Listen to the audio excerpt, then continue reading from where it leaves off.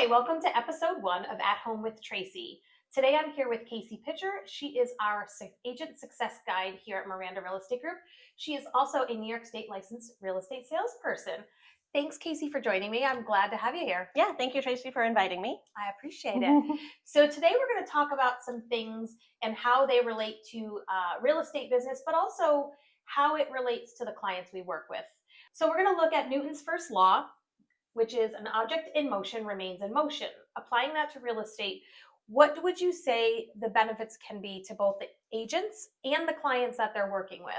Yeah, so agents who maintain daily habits like, doing their prospecting, following up with leads, and also nurturing relationships definitely keeps the business going. So, in this business, you're going to really find those ebbs and flows. But if you stay consistent and have a plan, that's not only going to help the agent achieve their goal, but it also is going to reflect on how they work with their client. Yeah.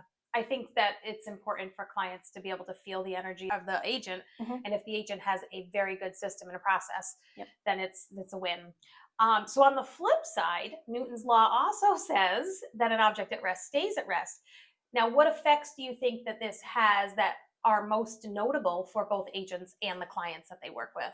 Yeah, so as for the agents, once you stop doing something, it's harder to start it back up again. It almost feels 10 times harder than, when the first time that you're starting out. So just being consistent is going to be the best way for you to kind of just keep going.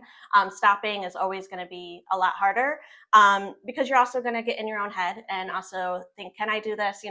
All of that stuff. Well, for me, my thought on it was it would really cause some interruption Yeah. for how the agent can service their Yep. clients. Because if an agent is hitting those ebbs and flows, that might reflect in the way that they're working with their clients. And some clients need a little bit more guidance, and that Yep. might be something that's a little bit too much for them. So, Absolutely. so our final thought is going to be if as an agent success guide, Mhm. you work with agents as they come into Miranda. That doesn't mean they're new agents. Sometimes they have been in the real estate field for a while, but they're new to Miranda. Yep. So in addition to understanding the way Miranda does things, our culture and how we operate, you help agents set themselves up for success by creating good habits, good systems, good processes, some that we share through Miranda, some that they have on their own. Mhm. What would you say to someone for step 1 to not feel overwhelmed, but like where would the starting point be for you if you're going to give that advice to a new agent? I would say build a database. I mean, that's going to be huge. You have to take the time to be able to, get a list together, whether it's on an Excel sheet, a notebook, something like that. Get a list of names together. And once you have that, all of their information, reach out to them. Make that a point to introduce yourself, even if you haven't, talked with them in a while. Let them know that you're in the business. Don't be a secret agent, as we say. And the more that you put yourself out there, the more opportunities you're going to have. And, it's not only, when you're building your database, a lot of agents that I work with, are putting names down on the list and they're saying, this person isn't going to buy or sell. But it's a ripple effect of who do they know that can refer you business. Correct. So I would say that's a huge, huge thing to really focus on when you first start. Awesome. Well, this is our first episode of At Home with Tracy. I thank you guys for tuning in. Thank you, Kacey, for your time. Thank you for having me. And always work with someone who is someone that you feel a connection with. It doesn't matter to what degree, but you have to feel comfortable with who you work with. So people Absolutely. work with, like Willie always says, people work with who you know, like, and trust. Yep. Thanks, and we'll see you guys soon. Bye. Bye. Hi, and thank you for joining me on this first episode of At Home with Tracy. This podcast is something that I've wanted to do so that I can connect with those that are clients, future clients, friends, family, or just colleagues in the industry, personal people that I may encounter but not have on a regular basis contact with, just to encompass things from real estate. It doesn't need to be buying or selling real estate.